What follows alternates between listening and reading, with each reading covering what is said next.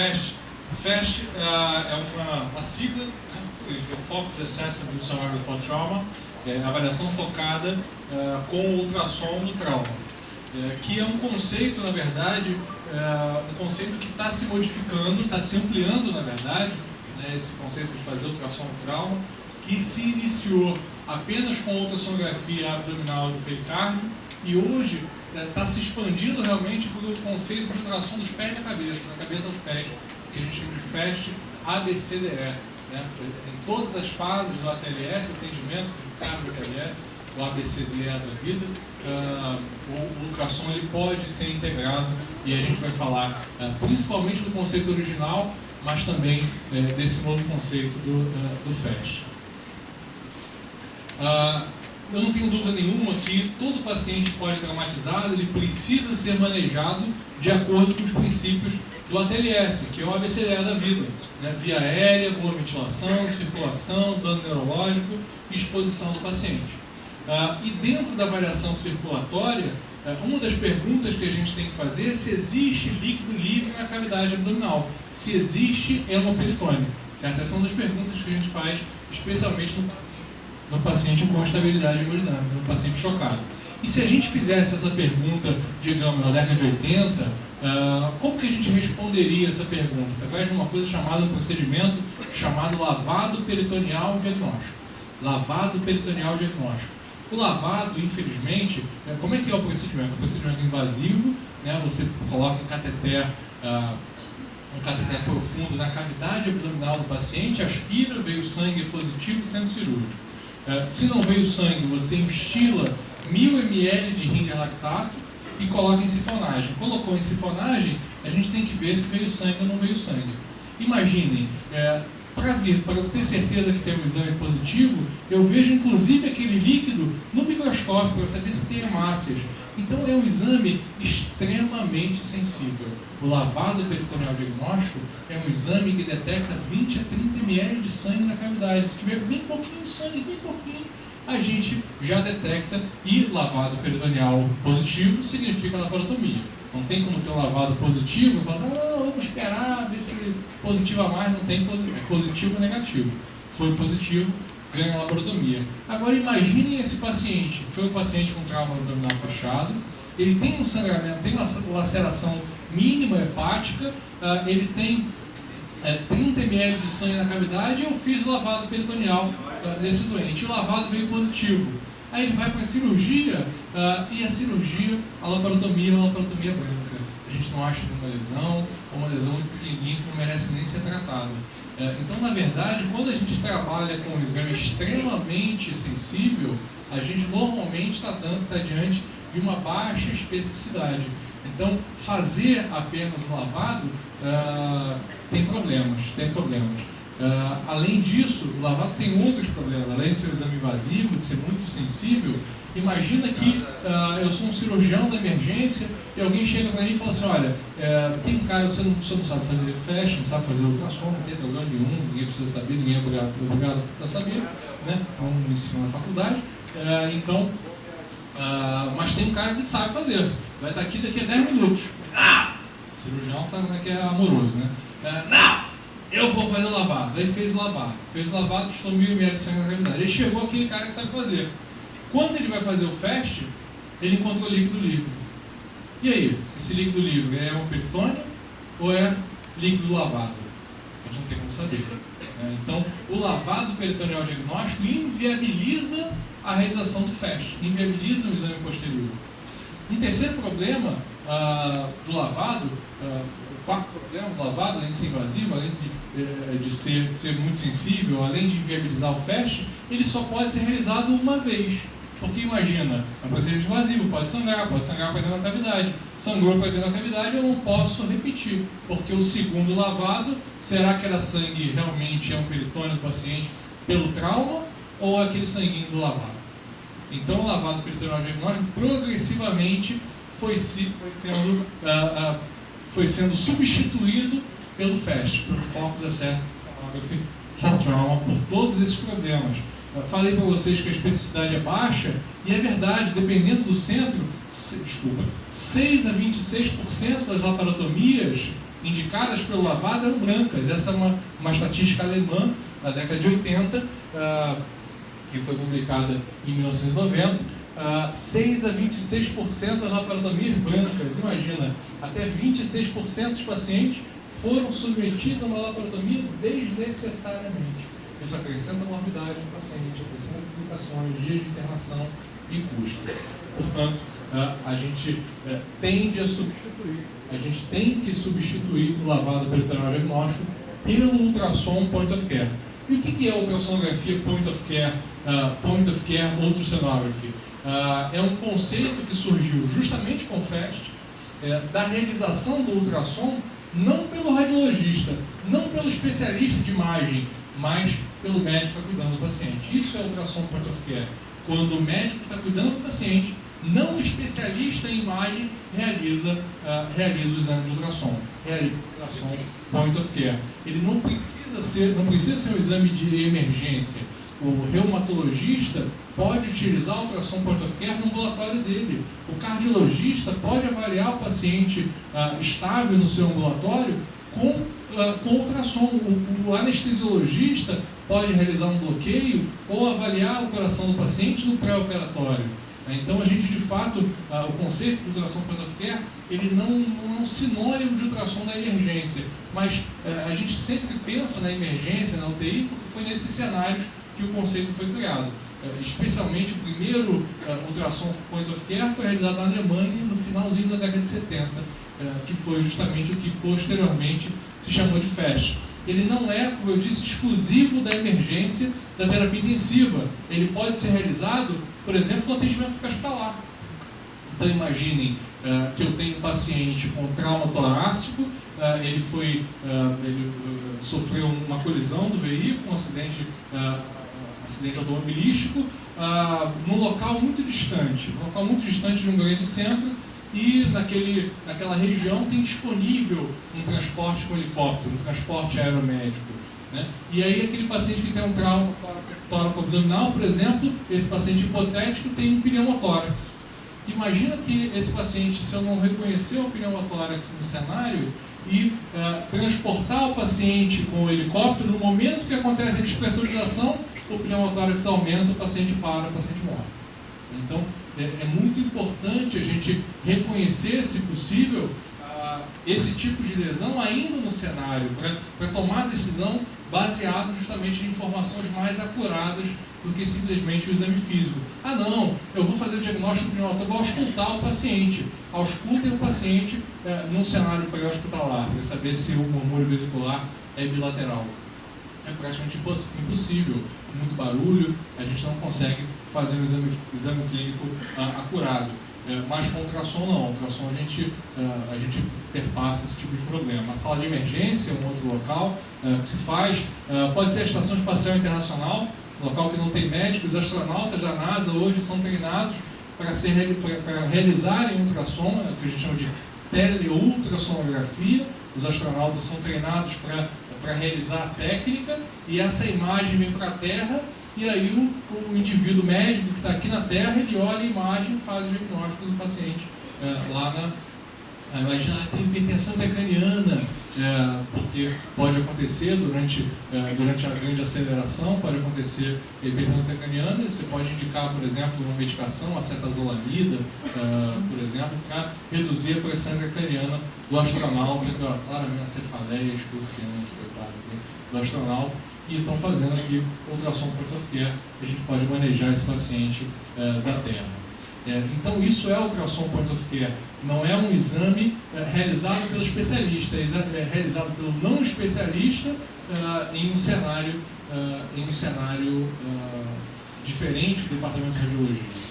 Então, quando eu estou naquela avaliação circulatória e eu me pergunto se eu tenho líquido livre na cavidade abdominal, se eu tenho hemoperitônio, se eu tenho líquido livre na cavidade pericárdica, se eu tenho hemopericárdio, duas causas bastante importantes de instabilidade hemodinâmica do paciente com trauma tóraco-abdominal, a resposta hoje tem que ser respondida com o FAST, Focus Assessment Sonography for Trauma. Como eu disse a vocês, a ideia do FAST ela começou na Alemanha, na década de 70, e na verdade a gente na década de 80, início da década de 90, realmente padronizou a realização desse FAST através do Colégio Americano de Cirurgia. O alemão, não foi ele que descreveu, mas só para mostrar aqui o alemão, bandeirinha e tal, e essa aqui não é uma paciente traumatizada. É só mostrar a tecnologia da época que foi utilizada para validar o FAST. Mas, na verdade, o principal difusor do FAST no mundo todo foi esse senhor aqui, chamado Thomas Scalea. Ele é chefe do maior centro de trauma do mundo, lá em Baltimore. E ter o maior centro de trauma do mundo não é vantagem nenhuma, significa que a sociedade é muito violenta, né? Então, se você tem um maior centro de trauma, não se orgulhe disso. E ele parece estar orgulhoso, mas deve estar orgulhoso do FAST. Ele capitaneou a primeira conferência de consenso. O que é a conferência de consenso? É quando juntam vários especialistas, aí os especialistas falam assim, eu acho que tem que fazer assim, eu acho que tem que fazer assado, eu falo assim, mas a evidência tal, sai aquele quebra-pau, e depois do quebra-pau eles publicam um documento que parece que todo mundo ficou amigo e tudo mais, mas na verdade rolou uma briga e metade deixou de falar com a outra metade. Então publicaram em 1999 a conferência de consenso estabelecendo quais são as janelas padronizadas, quais são as janelas de dirigindo do FAST, como é que a gente vai chamar essas janelas, qual é o nome do exame. Esse termo FAST, Focal Assessment Sonography for Trauma, foi definido em 1999 nessa revista, no Journal Trauma. E quais são as janelas ecográficas? Quando eu falo janelas ecográficas, é o local da pele do paciente onde você vai encostar a sonda. O local da pele do paciente. E as janelas são a janela hepatorrenal, que investiga aquela região bem posterior do abdômen, bem posterior, um recesso chamado espaço de Morrison, formado entre o fígado e o rim direito.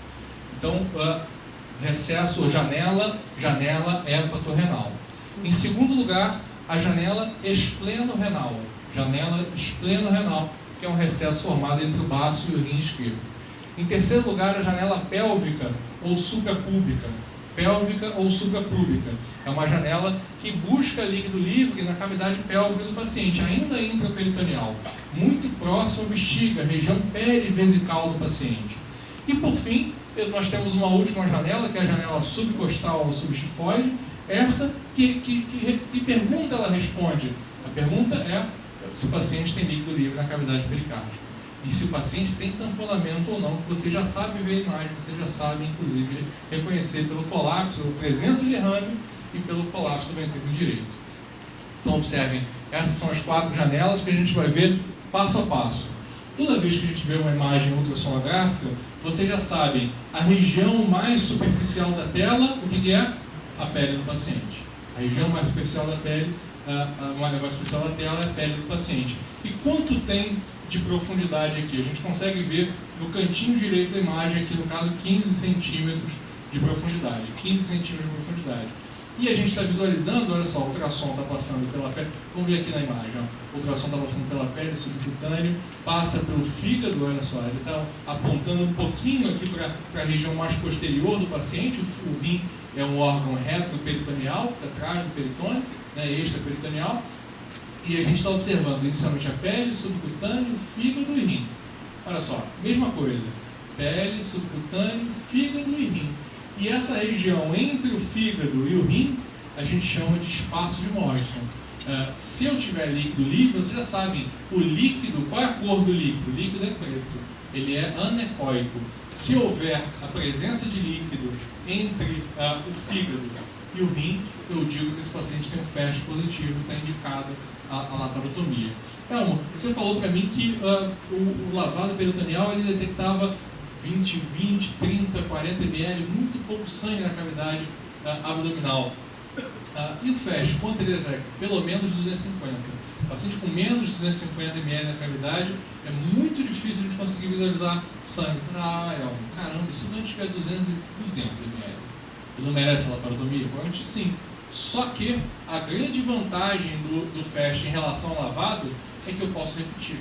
Então eu faço uma vez o exame, fiz uma vez o exame e deu negativo. Repito daqui a 20 minutos e deu negativo. Repito daqui a 20 minutos, opa, positivo. Deu positivo, centro cirúrgico. Então essa é a grande vantagem do FAST. Eu posso aumentar a minha sensibilidade justamente repetindo o exame. Porque se o doente merece de fato uma laparotomia, porque ele realmente tem uma lesão que merece ser abordada de lesão sangrante. Então, no primeiro exame foi negativo, no segundo exame foi negativo, o terceiro foi positivo. Indicou de fato um paciente que melhor se beneficiava da laparotomia. A sensibilidade de quando a gente faz 3 FASTs seriados é uma sensibilidade de 94%. 94% a gente consegue detectar os pacientes que precisam de laparotomia. Então, realmente, tem uma sensibilidade muito boa, né, simplesmente pelo fato de repetir. Se fizer um só, tem 60% de sensibilidade. Tá? O fato de ter 94% não significa que eu tenha que fazer 3 exames em todos os pacientes. Se deu positivo no primeiro, pronto, laparotomia, acabou. E qual é a região que a gente vai visualizar? Essa aqui é uma imagem de tomografia. A gente está vendo aqui o fígado do paciente e aqui o rim. Está vendo como é que o rim ele é bem reto, o peritoneal bem posterior, do lado da vértebra do paciente, e entre o fígado e o rim direito, eu estou observando aqui o recesso ao espaço de Morrison. Qual é a posição que eu coloco da sonda? Eu coloco na linha axilar média com um marcadorzinho voltado para a região cefálica. O marcador da sonda é uma marcaçãozinha que tem na sonda, o marcador da sonda, né, que justamente serve para a gente se orientar. Ele fica para a região cefálica e ele corresponde ao marcador da tela, mostrando que essa é a região cefálica do paciente e essa é a região caudal do paciente. Aqui é cefálico, aqui é caudal, aqui é superficial e aqui é profundo. Como a imagem que a gente visualiza, portanto, do FAST é uma imagem em que a gente consegue visualizar a pele do paciente, o subcutâneo. Que órgão é esse? Fígado. Que órgão é esse? Rim direito. Entre o fígado e o rim direito, tem líquido livre? Não, não tem líquido livre. Eu vou repetir esse exame mais uma vez. Vou repetir. E na terceira vez que eu repetir esse exame, olha como é que estava. FAST positivo ou negativo? FAST positivo. Preciso fazer as outras janelas? Não, não preciso fazer as outras janelas. FAST positivo, positivo, laparotomia. Ok? Tranquilo? Beleza? Então, a janela é hepatorenal positiva. A janela foi negativa, eu passo para a janela esplenorenal, que é praticamente simétrica à janela hepatorenal. A janela esplenorenal, ela é uma janela, tá vendo? Mais posterior. Lembra onde é que estava mais ou menos a janela hepatorenal? Estava nessa altura aqui, né? Nessa altura aqui. Vendo que é uma janela mais posterior, então precisa ir mais posterior, lá na linha axilar posterior do paciente. A sonda quase encosta o leito. A sonda quase encosta o leito. A sonda, da mesma forma, tem o marcador cefálico, então aqui é cefálico e aqui é caudal, né? E, além disso, o baço é um órgão bem pequenininho também, né? Se não tiver esplenomegalia, é um órgão bem pequenininho e bem posterior. Então, se você fizer o FAST na região esplenorenal aqui em cima, na linha axilar anterior, qual é o órgão que a gente vai provavelmente visualizar? Esse aqui, ó, o estômago do paciente. E o ultrassom, ou melhor, o ar é o maior inimigo do ultrassom. Então, a gente não consegue fazer o FAST se eu ficar com a sonda bem anterior. Eu vou ficar com a sonda bem posterior mesmo. Mas o que está acontecendo com esse paciente? Pô, olha só que interessante, né, nessa tomografia. Ele tem o rim esquerdo e cadê o rim direito do paciente? É a genesia renal? Não. O rim esquerdo, ele é mais cefálico do que o rim direito. Então, eu simplesmente estou num corte tomográfico mais cefálico. Já estou pegando aqui o rim esquerdo, mas ainda não peguei o rim direito. Isso é importante para dizer que na região direita eu fico ali entre o 9º e o 10º espaço intercostal. Entre o 7º e o 9º espaço intercostal. Entre o 7º e o 9º espaço intercostal. E do lado esquerdo eu fico entre o 5º e o 7º espaço intercostal. Entre o 5º e o 7º espaço intercostal. Mais cefálico e mais posterior. Consigo visualizar bem parecido com a outra janela, só que o órgão é menorzinho. Esse é o baço. Esse é o baço e esse é o rim esquerdo, certo?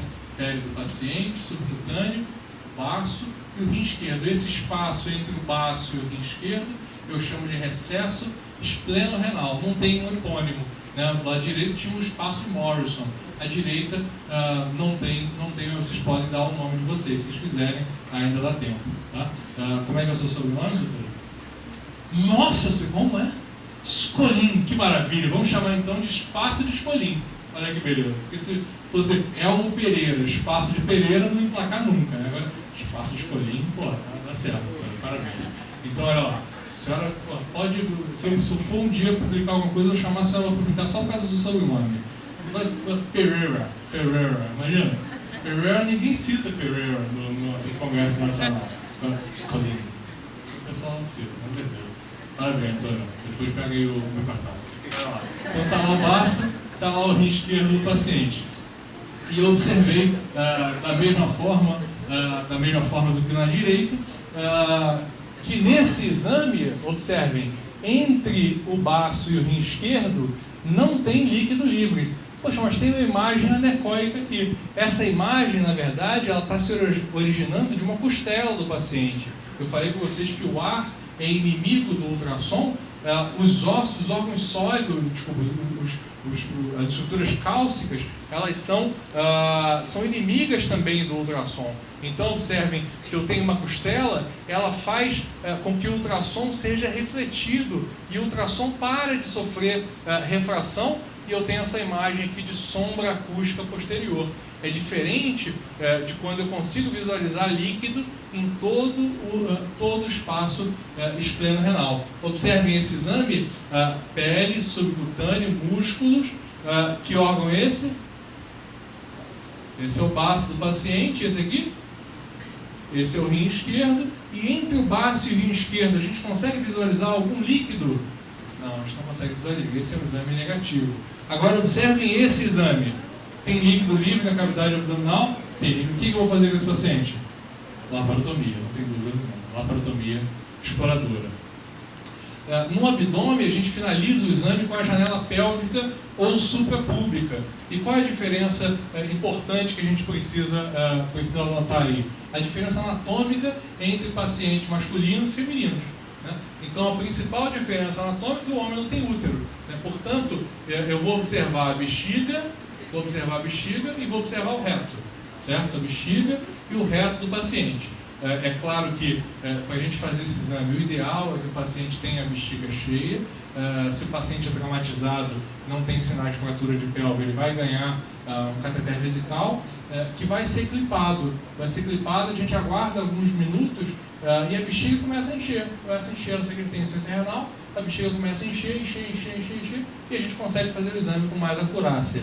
E aí no homem, a gente vai observar a parede da bexiga e se tem líquido dentro e líquido fora. A gente só tem um recesso. A anatomia do homem é uma anatomia mais simples, arcaica, horrorosa, né? A anatomia da mulher é uma anatomia linda, maravilhosa, tem dois recessos, né? O recesso entre a bexiga e o útero, entre o útero e o reto, a gente vai ver mais à frente. O homem não. O homem só tem esse recesso chamado recesso retovesical. Recesso retovesical. Eu vou fazer um corte transversal da pelve do paciente. Olha lá, transversal da pelve do paciente. Estão observando? Com o marcador voltado aqui para a direita do paciente. Um corte transversal. Eu vejo uma quantidade de líquido. É líquido, portanto, laparotomia. Certo ou errado? Errado. Essa estrutura que a gente está visualizando, quem é? Essa bexiga do paciente. Então, eu tenho que observar líquido dentro e líquido fora da bexiga. Eu preciso observar a parede da bexiga delineada pelo líquido, identificada pelo líquido. Olha que interessante, no exame positivo, a gente vai observar líquido dentro e líquido fora da bexiga. Essa é uma bexiga um pouco mais vazia, né? Mas mesmo assim vocês estão observando que a gente consegue observar, que a gente consegue ver líquido dentro, líquido fora da bexiga. Esse é um exame positivo. Na mulher, existe uma particularidade que são a presença dos dois recessos. O recesso vésico-uterino e o recesso reto-uterino. Recesso reto-uterino, que a gente conhece muito bem pelo nome de fundo de saco de Douglas. Fundo de saco de Douglas, que é uma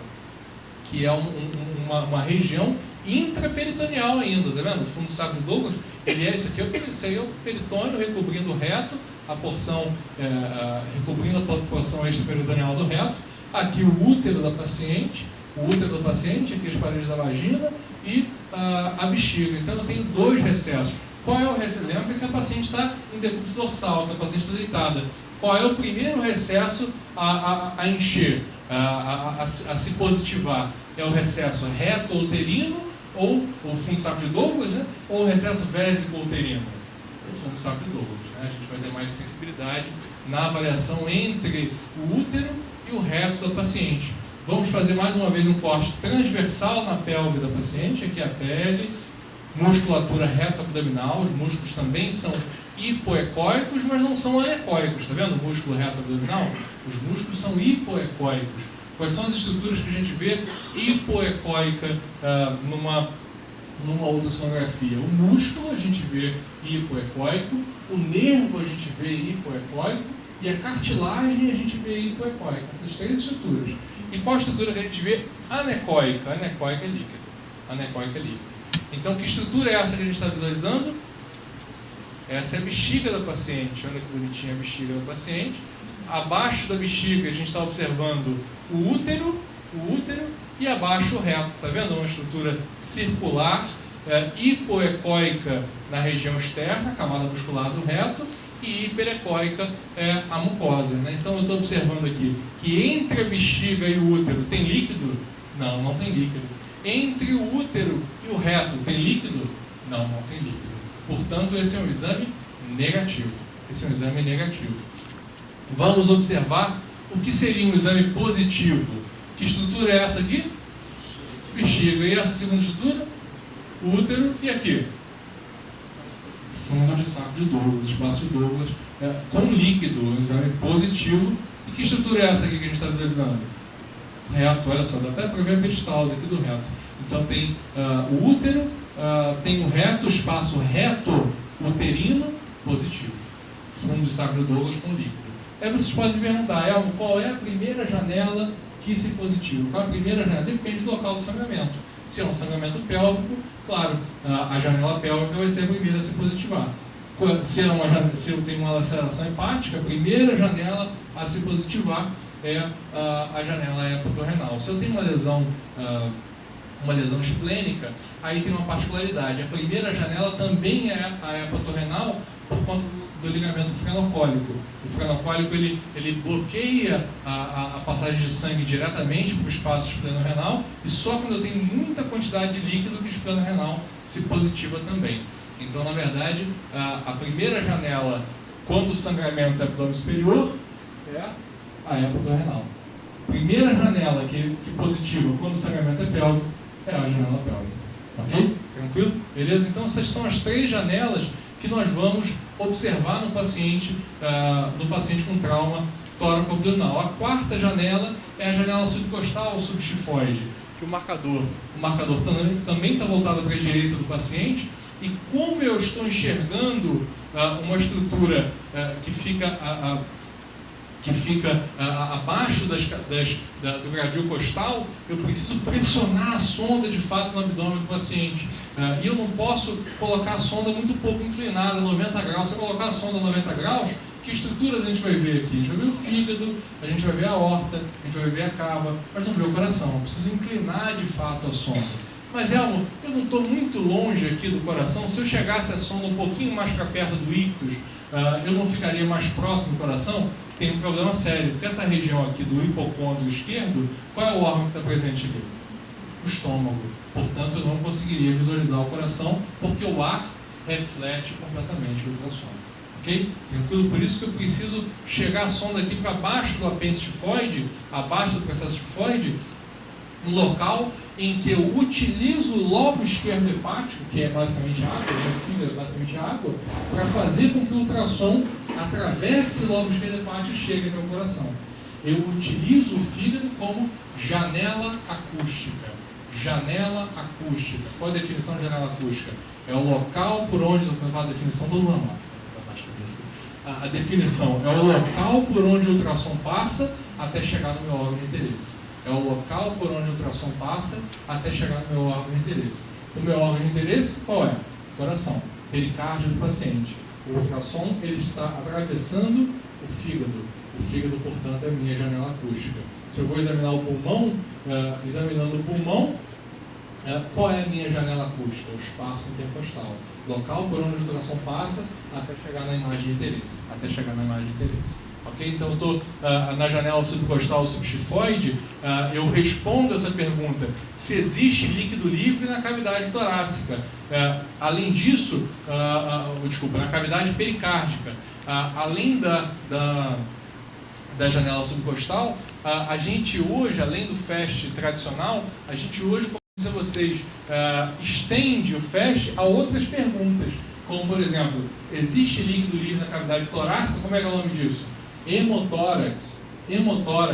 E se existe pneumotórax? São 4 causas bastante significativas que devem ser pesquisadas no paciente durante a avaliação circulatória do politrauma. E quando eu acrescento essas duas perguntas, eu chamo o exame de FAST estendido, ou Extended FAST. Então, eu simplesmente acrescentei janelas pulmonares no FAST original. Poxa, é tão pertinho aqui a pleura, o espaço, o seio costofrênico do paciente é tão pertinho do baço, o seio costofrênico é tão pertinho do fígado, e justamente a mesma janela que a gente vai utilizar para fazer o hepatorenal, para fazer o explano renal, a gente vai utilizar para fazer o hemotórico. Simplesmente realiza uma varredura em direção à região cefálica. 2 espaços intercostais para cima já são suficientes. Para avaliar o pneumotórax, não. Para avaliar o pneumotórax, eu preciso de janelas anteriores. Se você está deitado, o ar vai para cima. Então, eu tenho que olhar a região anterior. Essas 2 janelas, L1 e L2, são janelas úteis para verificação de pneumotórax. E a janela L3, olha, bem parecida com a hepatorenal, é uma janela útil para a gente identificar hemotórax. Então, observem, essa é uma janela anterior em que o marcador da sonda está voltado para a região cefálica. Eu estou realizando um corte transversal às costelas, e essa é a imagem que a gente visualiza. Que estrutura é essa? Pé de assado e ultrassom, olha que beleza. Pele do paciente, pele subcutânea, aqui é a região cefálica, lembra? Eu falei para vocês que o marcador fica cefálico. Então aqui é a região cefálica, aqui é a região caudal. Esse é o subcutâneo do paciente, músculo peitoral maior, essa é a costela superior, e embaixo dela, o que eu estou vendo? Se essa é uma costela, que estrutura é essa aqui? Sombra acústica posterior. Outra costela, sombra acústica, essa costela superior, essa inferior, sombra acústica posterior. Aqui entre as 2 costelas eu vejo músculo intercostal, e essa linha valiosa, essa linha que é a pleura do paciente, é a linha pleural do paciente. Eu não consigo diferenciar o que é a pleura parietal e pleura visceral, mas eu tenho um conceito muito importante na minha cabeça, que é: qual é a pleura que desliza? Qual é a pleura que se movimenta? É a pleura parietal ou visceral? É a pleura visceral. Então, se eu consigo visualizar esse deslizamento, observa.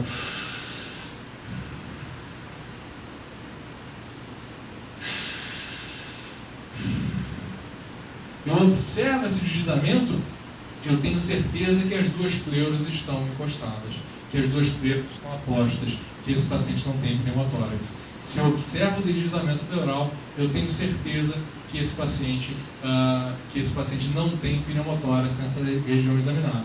E quando eu vejo a região anterior, já é suficiente para eu de fato descartar pneumotórax. Então, o deslizamento pleural é o sinal mais importante de toda a ultrassonografia pulmonar, porque faz com que exclua o pneumotórax, certo? Então, é muito significativo esse sinal. Agora, imaginem, se esse paciente tiver pneumotórax, o que vai acontecer? As 2 pleuras vão se afastadas por uma camada de ar. Portanto, para a imagem do ultrassom se formar, para eu conseguir de fato visualizar aquela estrutura, o ultrassom tem que chegar nela e ser refletido. Se o ultrassom chega na pleura parietal e encontra ar, 100% dele é refletido. O ultrassom consegue chegar na pleura visceral, no pneumotórax? Não. Eu vejo, portanto, deslizamento? Não vejo deslizamento. Ok? Tranquilo? Portanto, se eu tenho um paciente traumatizado, se eu tenho um paciente com politrauma, ele tem uma estabilidade hemodinâmica, e eu encontro a ausência de deslizamento pleural, o primeiro, segundo e terceiro diagnóstico que eu tenho que pensar é pneumotórax. Ausência de deslizamento pleural. Tudo bem? Tranquilo? Que estrutura é essa? Costela, sombra acústica posterior, costela, sombra acústica posterior. Que estrutura é essa? Linha pleural, músculo peitoral, subcutâneo, pele do paciente. Desliza ou não desliza? Não desliza. Provavelmente a gente tem um pneumotórax. Esse é o sinal mais importante. Quando eu olho na região lateral, eu falei para vocês, sétimo ao nono espaço intercostal na região direita, na região esquerda, quinto ao sétimo. Eu simplesmente realizo uma varredura, um deslizamento da sonda em direção à região cefálica e passo a visualizar essa imagem. Esse é o diafragma do paciente, que abaixo do diafragma tem o fígado, né? E olha o que a gente está visualizando. A gente está visualizando uma região anecóica na cavidade torácica do paciente. Isso é hemotórax.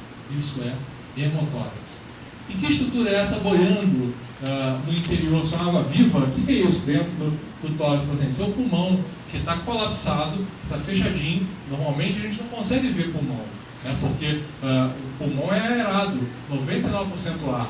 Então a gente não consegue ver o parênquima.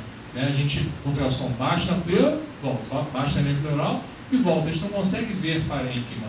Se o pulmão estiver demasiado, ainda assim ele tem ar. Eu não consigo ver o parênquima. Agora, se o pulmão está completamente desaerado, seja por uma atelectasia, ele fechadinho pela compressão do derrame, ou por uma pneumonia, uma condensação, em que o alvéolo está completamente preenchido por líquido, ao invés de ar, eu consigo visualizar o pulmão como um órgão sólido. Então, esse paciente tem um hemotórax, no caso do trauma, se é um paciente clínico, não tem história de trauma, o derrame pleural tem exatamente o mesmo aspecto. O sangue livre e o líquido transudato e exudato livres têm um aspecto muito semelhante mesmo. E no interior da cavidade torácica eu estou observando a presença de atelectasia. Porém, mais do que o FAST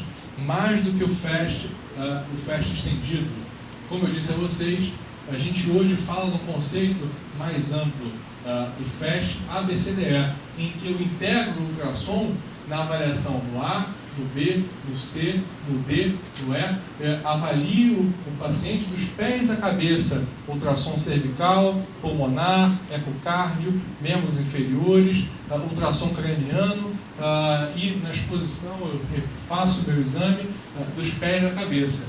Esse conceito do FAST ABCDE está presente na revisão. Falei para vocês que a primeira conferência de consenso foi em 1999 e está em curso a conferência de consenso, a revisão da conferência de consenso. A segunda conferência de consenso começou em 2014, a primeira reunião foi em Nova York, a segunda foi em Belo Horizonte, no Congresso Mineiro de Trauma, depois em Baltimore, e a quarta foi em Boston, agora em outubro, 25 de outubro, foi a quarta revisão. Esse aqui é o presidente da Unifocus atual, o Miguel Montorf. A Unifocus é hoje a única sociedade mundial de ultrassom voltado para o point of care, de ultrassom em emergência, em terapia intensiva, voltado para o point of care. E nessa foto a gente está vendo grandes nomes. Aqui o Luca Neri é o criador da Unifocus, esse senhor aqui.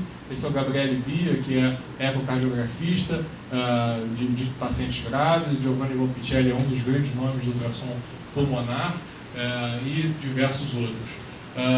Então a gente, na verdade, vai integrar o ultrassom dos pés à cabeça no paciente. Observem, um leve acidente automobilístico deixou duas vítimas. Uma vítima que obitou no local e uma segunda vítima bastante grave. Foi transportada inicialmente com uma ambulância e realmente chegou até o helicóptero e chegou no hospital. Quando chega no hospital, vamos observar qual é o cenário desse paciente. É um paciente que sofreu um acidente automobilístico, houve óbito no local, o que denota uma grande energia nesse trauma, né? É importante saber a cinemática do trauma, e o óbito local é algo muito importante na avaliação do que aconteceu nesse acidente automobilístico. É um paciente masculino de 42 anos, tem uma escala de coma de Glasgow de 13, ele está sonolento, confuso, pele fria, pH, choque, aula passada, calma. Frequência cardíaca de 98, PA de 115/50, dispneico. Frequência respiratória de 29, saturação periférica de 93, lesões contusas em segmento cefálico, provável TCE, tórax, trauma torácico, quadrante inferior esquerdo abdominal e membro inferior esquerdo, trauma abdominal, não dois tipos de politrauma, não tem dúvida nenhuma. E como a gente vai avaliar esse paciente? De acordo com os preceitos do ATLS, ABCDE da vida. E na avaliação de vias aéreas desse paciente, antes ele foi feita a abordagem inicial, com a cervical, mobilização em prancha e oxigenoterapia suplementar, e chegou até emergência. Chegou até emergência, vamos avaliar a via aérea do paciente. Na avaliação da via aérea, nós observamos que ele começa a desaturar. Ele começa a desaturar e nós vamos realizar ultrassom. É um boneco, finge que é uma pessoa. Então a gente vai avaliar esse paciente realizando um ultrassom cervical. A gente vai ver algumas imagens, mas antes do ultrassom cervical, eu fiz o ultrassom pulmonar do paciente. Observa costela, sombra, e ele não tem deslizamento, ele não está ventilando. Será que há algum problema na via aérea? Na avaliação da via aérea, observei a traqueia do paciente, observei os vasos, não tem desvio de traqueia. Portanto, vou tentar realizar a intubação orotraqueal desse paciente. Tentei realizar a intubação orotraqueal desse paciente, ele continua não ventilando, continua sem deslizamento pleural. Para ter deslizamento pleural, precisa ter ventilação. E a gente não consegue realizar a intubação orotraqueal desse paciente. Realizando mais uma vez o ultrassom cervical, eu encontro uma área de hematoma, que realmente começou a desviar a traqueia, o paciente ainda não ventila, ele tem uma distorção cervical, ele não ventila, ele tem uma estabilidade ventilatória, ele precisa de um acesso cirúrgico à via aérea. Portanto, se opta por realizar a cricotireoidostomia percutânea, e para de fato encontrar a membrana cricotireoide no paciente que tem a região cervical deslocada, a gente precisa da ultrassonografia, né? Então a gente consegue observar a cricoide do paciente e consegue observar a entrada da agulha de fato na membrana cricotireoide, na membrana que entra acima da cartilagem cricoide. A gente observa a entrada da agulha de fato, confirmando que de fato a agulha foi para o local correto, e eu consigo estabelecer de forma bem sucedida um acesso à via aérea. Fazendo ultrassom pulmonar mais uma vez do paciente, eu vejo, claro, eu ainda não fiz a cricotireoidostomia, ele não tem ventilação ainda, ele só terá ventilação, ele só terá deslizamento pleural no momento em que houver ventilação. Nesse momento que a gente termina o procedimento, eu faço ainda, não tem deslizamento pleural. Não tem ainda. Eu preciso ventilar o paciente. No momento que eu conectei ao ventilador mecânico, eu repito o exame e confirmo que de fato o paciente tem uma cricotireoidostomia bem feita, porque agora eu observo a presença de deslizamento pleural.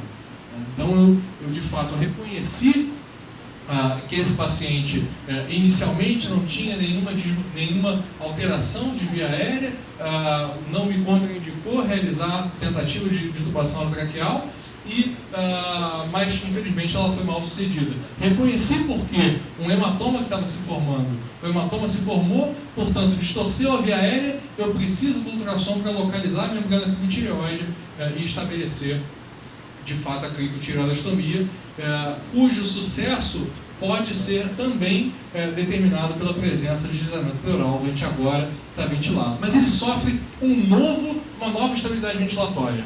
Uma nova estabilidade ventilatória. Isso, desespero, eu quero sentir o desespero em vocês. Ele agora está desaturando mais uma vez. Eu vou repetir o ultrassom pulmonar desse paciente. Como que eu repito o ultrassom pulmonar? Marcador voltado para a região cefálica, através dos cortes, através da janela do espaço intercostal do paciente.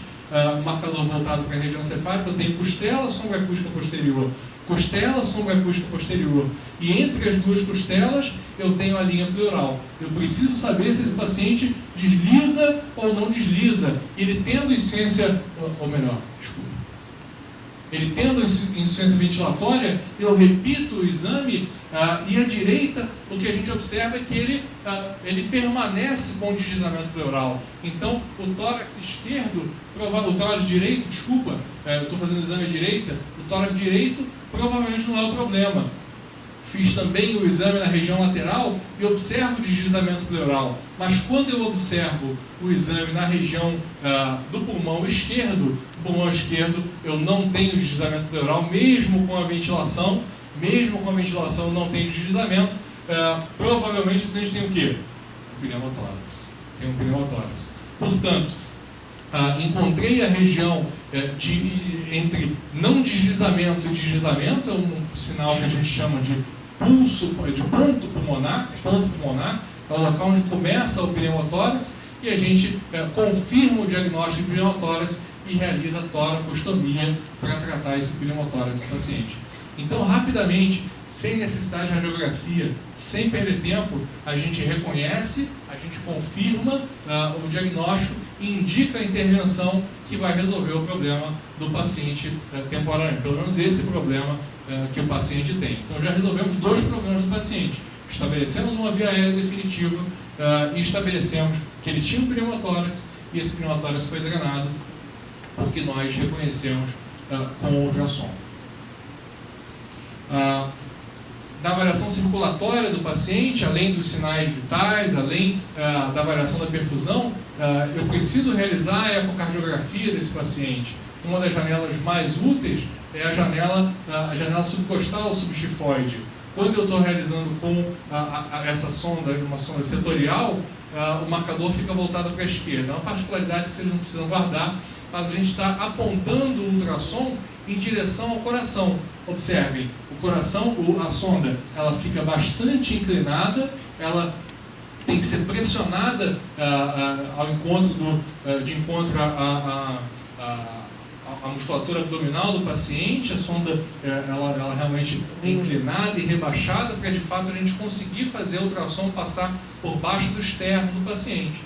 Apontando a sonda para o coração, a imagem que a gente observa é a imagem que a gente já visualizou anteriormente, em que a gente via a pele, o fígado e o coração. A pele, o fígado e o coração. E esse é o pericárdio do paciente, observe, esse é o fígado e esse é o pericárdio. Que cavidade é essa? O ventrículo direito, mais perto da pele, e as cavidades esquerdas, átrio esquerdo e ventrículo esquerdo. E além da avaliação da ecocardiografia, a avaliação da veia cava inferior, desculpem, também é muito importante. Observem esse paciente que vocês já conhecem, um paciente com derrame pericárdio e sinais de tamponamento. Além da avaliação cardíaca, dentro da avaliação circulatória, a gente realiza o FAST, que vocês já conhecem também, a janela hepatorrenal, um exame positivo, a janela espleno-renal, em que a gente faz do lado esquerdo do paciente, que vocês também já conhecem, mais uma vez o exame positivo, e a janela pélvica, em que a gente tem um marcador voltado para a direita do paciente e vai buscar no homem o recesso reto vesical, na mulher os 2 recessos, reto uterino e vésico uterino, buscando a presença de líquido livre na cavidade abdominal. Além desses exames do FAST, da ecocardiografia, a gente realiza ultrassom, a gente utiliza ultrassom para a realização do acesso venoso profundo quando eu tenho um paciente com estabilidade hemodinâmica. A realização do acesso venoso profundo, aqui a gente está vendo a pele, isso é um modelo, na verdade, a pele, o subcutâneo e a veia, a gente consegue saber exatamente onde introduzir a agulha e o flush de sangue confirma que de fato eu estou dentro da veia. Eu posso funcionar num corte transversal, mas também num corte longitudinal, tá vendo? Eu vejo toda a extensão da agulha entrando na veia do paciente. Ele tem de fato uma estabilidade hemodinâmica. Ele tem uma estabilidade hemodinâmica, ele está hipotenso, e a gente vai realizar inicialmente o exame cardíaco. E dentro do exame cardíaco, observem que sinais, paredes que se beijam, a veia cava inferior colapsada, paredes bem próximas. Vamos começar a fazer bastante líquido para esse paciente. Um FAST que parece positivo, acho que vi líquido livre, fiquei na dúvida se tinha líquido livre, vou buscar na região cefálica a veia jugular para realizar a punção. O ultrassom pode nos ajudar, ele nos ajuda sem dúvida a realizar o nosso acesso vascular, pode ser transversal, pode ser longitudinal, em que eu vejo a introdução da agulha no vaso, nessa imagem inclusive viu o guia, e confirmar após a realização do acesso venoso que esse paciente não sofreu um pneumotórax pelo nosso acesso, né? Então, após o exame, é muito importante que a gente repita o ultrassom pulmonar para saber se ele não tem pneumotórax. E será que ele tem pneumotórax ou não? Não tem pneumotórax, tenho certeza, porque eu vi deslizamento pleural, ou seja, realizando o meu exame, mais uma vez agora observo que a veia cava inferior, ela agora tem uma veia cava inferior ressuscitada, uma veia cava inferior mais cheia. Posso continuar o meu exame, a pressão arterial do paciente subiu, ele recebeu 1.500 ml de ringue lactato, consegui estabelecer um acesso venoso com segurança, sem complicações, posso continuar na avaliação do paciente. A próxima avaliação do paciente, o dano neurológico, a gente pode realizar alguns exames utilizando o ultrassom. A gente pode realizar o exame da bainha do nervo óptico. A gente observa aqui o nervo óptico do paciente, e se essa bainha tiver mais de 5 milímetros, é sinal de hipertensão intracraniana. Eu posso visualizar o reflexo fotomotor do paciente, se ele tiver edema periorbitário. Posso observar se ele tem desvio de linha média. A imagem parece uma imagem estranha, porém eu consigo visualizar muito bem o septo pelúceo do paciente e medir a distância entre... A imagem está um pouquinho escura, não está dando para a gente ver muito bem, mas aqui está uma calota, na região posterior tem outra calota. A gente mede a distância do septo pelúceo até uma calota, do septo pelúceo até a outra calota, e de fato descobre se o paciente tem desvio de linha média ou não. São 3 dados muito significativos que você pode ter com ultrassom. O paciente não tinha nenhum deles, né? E durante a exposição, lembra que o paciente tinha uma estabilidade hemodinâmica, realmente tinha uma veia cava inferior muito colabadinha, a gente tinha um coração com padrão de Kiss-Walls e hipovolemia. O FAST eu fiquei um pouco na dúvida se tinha líquido ou não, e vou continuar a minha avaliação. Eu vou, por exemplo, palpar os membros inferiores do paciente, buscando a presença de fratura de ossos longos.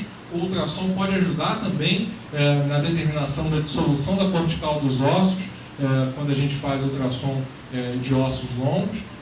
Nesse caso foi feita a palpação da pelve e de ossos longos, não se encontrou nenhum sinal de fratura, e o paciente tem uma nova instabilidade hemodinâmica. Uma nova instabilidade hemodinâmica, será que foi o pneumotórax? Ele continua a ter deslizamento pleural. A veia cava voltou a se colapsar, e agora o FAST, como é que está o FAST? Francamente positivo.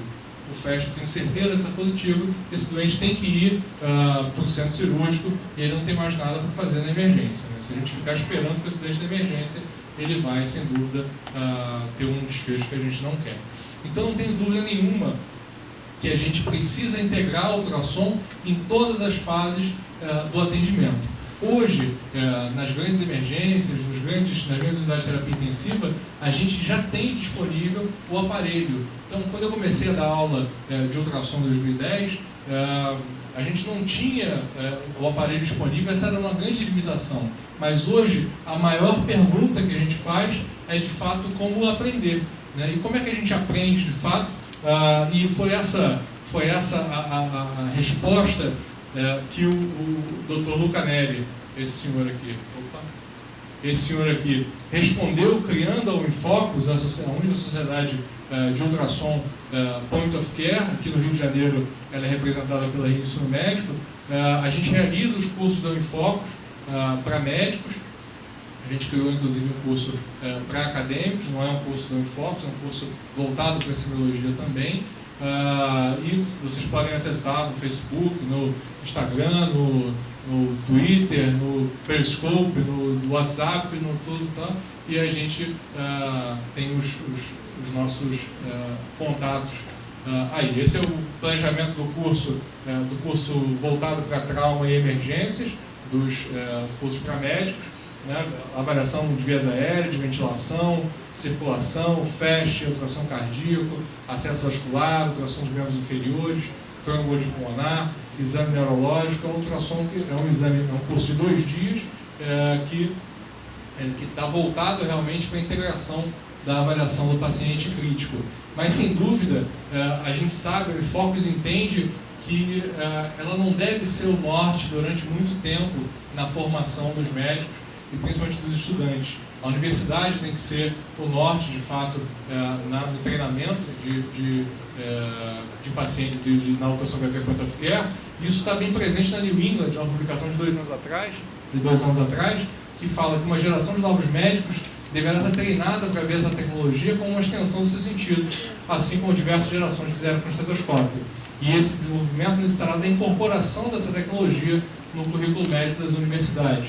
Isso começou na Universidade da Carolina do Sul, lá nos Estados Unidos, em 2004, a integração com a graduação. Hoje, a Carolina do Sul utiliza ultrassom desde a anatomia até o internato dos alunos, até o ciclo clínico dos alunos. Eles começaram no ciclo clínico, passaram para o ensino da anatomia, hoje está integrado nos 4 anos, né? E sem dúvida, se Rembrandt pintasse a lição de anatomia do Dr. Tupi, tinha que ser com ultrassom nos dias de hoje, não tem dúvida nenhuma. Essa experiência de ensino na graduação aqui no Brasil, pela primeira vez aconteceu na Universidade de Gama Filho, com os alunos exclusivos da Gama Filho que rodaram lá no Souza Aguiar, com o professor Herbert Missaca. É uma pessoa que é uma referência para mim, é uma pessoa que eu tiro dúvidas com ele, é um cara fantástico, muito acessível. Quem tiver a oportunidade de estagiar lá no Souza Aguiar, tem que colar com o Herbert de qualquer jeito. Muito humilde, gente boa pra caramba. A segunda universidade que integrou de fato o ultrassom no dia a dia foi a FRJ, quando eu, em 2013, iniciei minhas atividades como professor da terapia intensiva, mas também da semiologia. Os alunos, de maneira geral, ficam muito animados, tirando esse boneco aqui, né? Os alunos gostam muito. E foi para a TV UF também, meu Deus do céu, agora nacional.